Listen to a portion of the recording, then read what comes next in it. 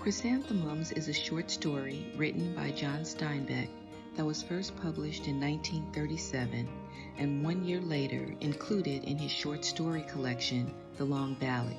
The story is about a woman named Alyssa Allen who struggles with accepting her life as it is.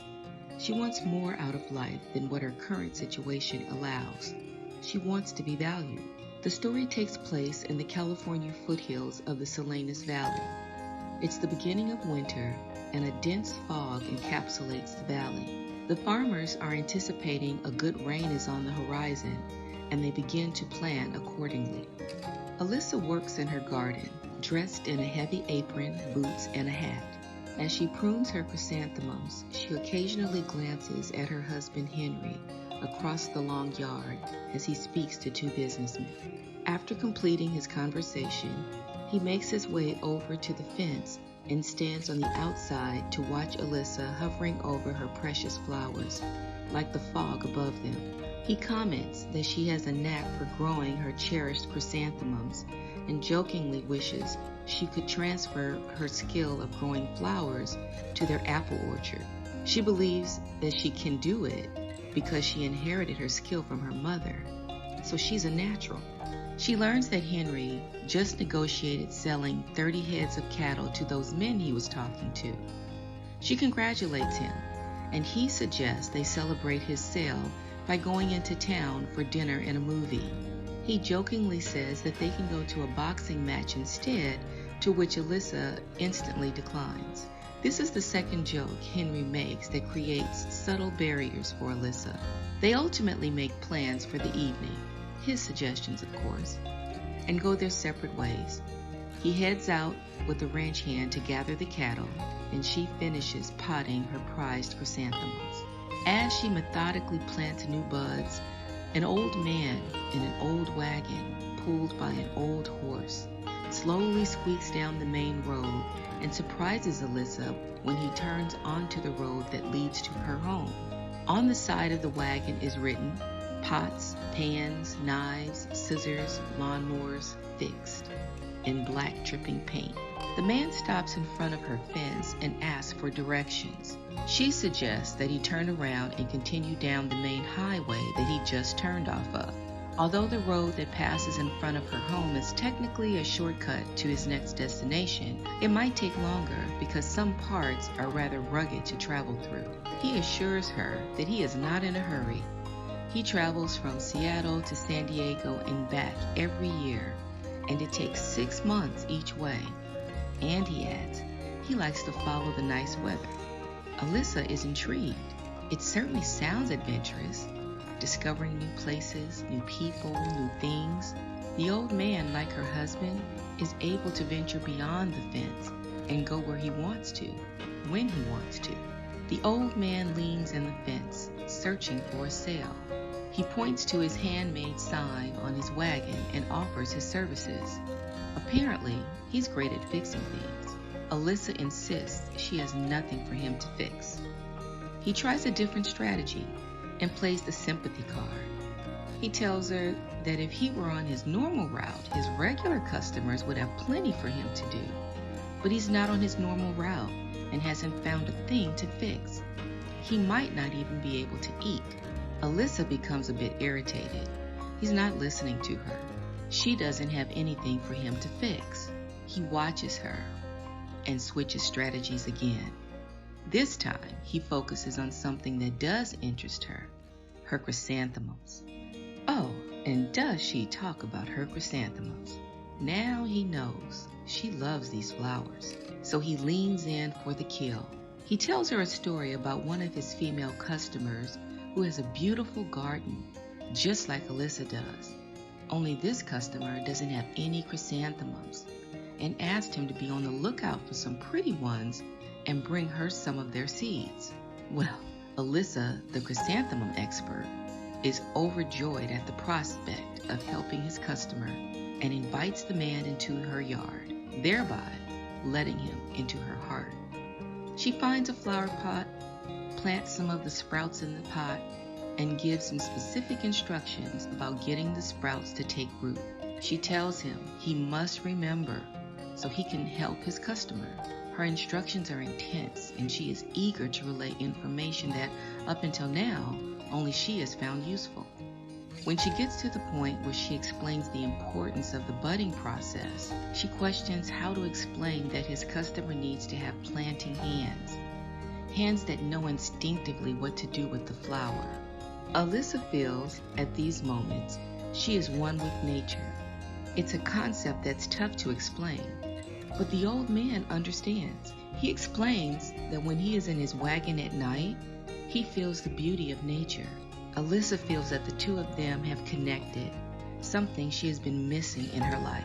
But the old man adds that his connection to nature doesn't occur on an empty stomach. You guessed it. She caves in and finds 2 old saucepans for him to repair, a small price to pay for the exhilaration she feels. As he works, she once again admires the fact that he sleeps in his wagon during his travels up and down the West Coast, but he quickly shuts down her dreamy thoughts when he tells her that it ain't the right kind of life for a woman. But Alyssa questions his short-sighted comment, asking him, "How do you know? How can you tell?" Yes, finally, she stands her ground. He tells her it would be lonely and scary to travel the way he does. So my question is, why does he do it? After climbing back into his wagon, Alyssa reminds him to make sure the soil stays moist. He confirms he understands and heads back to the main road. She walks to the house and prepares for her dinner celebration/date with Henry. She takes off her soiled clothes, scrubs herself clean, and transforms her appearance from that of a tomboy to picture-perfect prettiness with silky stockings, a figure-flattering dress, and makeup. She finishes up just as Henry returns and tells him to hurry up and get ready. When Henry sees Alyssa on the front porch, where she has been waiting for him, he stops and tells her she looks nice. Alyssa, steadily gaining assurance in herself, asks, what does he mean by nice? Questioning his generic language by asking for more specific words to describe her. He tells her she looks different, strong, and happy. She hangs on to the word strong and has a stream of consciousness experience in which she questions whether or not she is strong. Henry doesn't know what to think of his new Alyssa, and neither does she apparently, but she ultimately agrees with him. She is strong. As they drive down the road, the fog continues to hover over them. Birds take to the air and rabbits head for the bushes. Further down, she sees a speck in the road and immediately knows what it is. Her chrysanthemums, minus the pot. The old man kept the pot and threw away the flowers. It all becomes clear.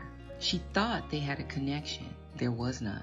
It was the sale he was interested in, not her chrysanthemums. Henry unknowingly drives by the flowers that she nursed to health as though they were her children, and she looks at them in complete despair. When they turn a bend in the road, she sees the slow-moving wagon and turns towards her husband to relieve some of the pain that is rising in her, and waits for the moment to pass. She refuses to let the old man's actions stuff her carefree confidence back into a box and attempts to be that person she still wishes to be. She affirms that it will be good tonight, a good dinner. Her husband mildly complains about her changing mood again, but he likes the sight of her. He suggests that maybe they should go out more often. Then she starts to slip. She asks Henry, "Can we have wine tonight?" Henry is traditional, but he's loving this. "Sure," he says. "That will be fine." After all, drinking wine implies she's willing to let her hair down and unwind, which she clearly feels the need to do at this point. She attempts to step out of her box yet again by asking questions about boxing. It becomes clear to Henry that she has been researching the subject. So, although she crushed the idea earlier, secretly, she has been curious about boxing all along. Henry is so confused. He stops the car and turns to look at her, trying to figure out what she is really trying to ask him. It's an uncomfortable moment, and Alyssa can't seem to directly state what she wants. So Henry helps her out by telling her he is willing to take her to a match if she really wants to go, but he doesn't think she would like it. Based on the day's events, he doesn't know her as well as he thinks he does. The paradox of this story is that Henry is a good husband. He compliments her, takes her out, and provides for her financially. However, Alyssa is unhappy, and it is his very goodness that contributes to her unhappiness. Instead of bringing her satisfaction, it reminds her that she has limitations. There are things she cannot do for herself or shouldn't expose herself to because she is a woman. And just like that, Alyssa gives up. She agrees with Henry. She probably won't like it. Drinking the wine will be enough. But her insides scream and roll down her cheeks as silent tears while she stares out the car window.